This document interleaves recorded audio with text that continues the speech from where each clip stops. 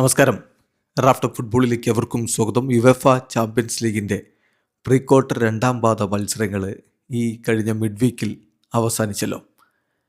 അപ്പോൾ ആ മിഡ് വീക്കിലെ മികച്ച താരത്തെ പ്രഖ്യാപിച്ചിരിക്കുകയാണ് യുവേഫ. ബ്രസീലിയൻ താരങ്ങളാണ് 1-2 സ്ഥാനങ്ങളിൽ വന്നിരിക്കുന്നത്. ഇതിൽ നാലാമത് വന്നിരിക്കുന്നത് ഡൊമിനിക് സബോസ്ലൈയാണ്. മികച്ച പ്രകടനമാണ് താരം ലിവർപൂളിനായിട്ട് ഗലറ്റസറായിക്കെതിരെ പുറത്തെടുത്തത്. ഗലറ്റസറായിയെ രണ്ടാം പാദത്തിൽ മുക്കിക്കൊണ്ട് ലിവർപൂൾ ക്വാർട്ടർ ഫൈനലിലേക്ക് കടക്കുകയും ചെയ്തു.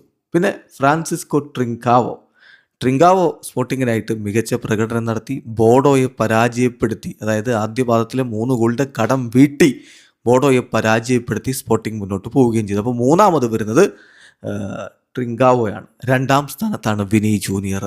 മാഞ്ചസ്റ്റർ സിറ്റിയെ റയൽ മാഡ്രിഡ് രണ്ടാം പാദത്തിലും പരാജയപ്പെടുത്തുമ്പോൾ അദ്ദേഹത്തിൻ്റെ വക ഇരട്ട ഗോളുകൾ ഉണ്ടായിരുന്നു. ഏതായാലും വിനി ജൂനിയർ രണ്ടാം സ്ഥാനത്ത് വരുമ്പോൾ ഒന്നാം സ്ഥാനത്ത് റാഫീഞ്ഞ 10-ൽ 10 പ്രകടനമാണ് റാഫീഞ്ഞ ന്യൂക്യാസിൽ യുണൈറ്റഡിനെതിരെ പുറത്തെടുത്തിരുന്നത്. വല്ലാത്തൊരു ഫോമിലാണ് ബ്രസീലിയൻ സൂപ്പർ താരമുള്ളത്. സോ യുവേഫ ചാമ്പ്യൻസ് ലീഗിലെ പ്ലെയർ ഓഫ് ദി വീക്കായിട്ട് റാഫീഞ്ഞയെ തിരഞ്ഞെടുത്തു. രണ്ടാമത് വിനി ജൂനിയർ. അതുപോലെ ഇപ്പോൾ ടീം ഓഫ് ദി വീക്കും പ്രഖ്യാപിച്ചിട്ടുണ്ട്. അതിലും വിനി ജൂനിയറും റാഫീഞ്ഞയും ഒക്കെയുണ്ട്. അപ്പോൾ ആ ടീം നമ്മൾ നോക്കുകയാണ്. അതിൽ ഗോൾ കീപ്പറായിട്ട് PSG-യുടെ സഫോനോവാണുള്ളത്.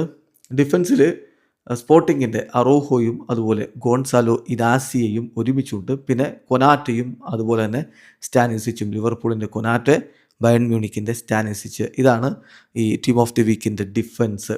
ഇനി മധ്യനിരയിലേക്ക് വരുമ്പോൾ ആഴ്സണലിൻ്റെ റൈസ് ഉണ്ട്. ഒപ്പം തന്നെ ടോട്ടനാമിൻ്റെ സാവി സിമോൺസ് ഉണ്ട്.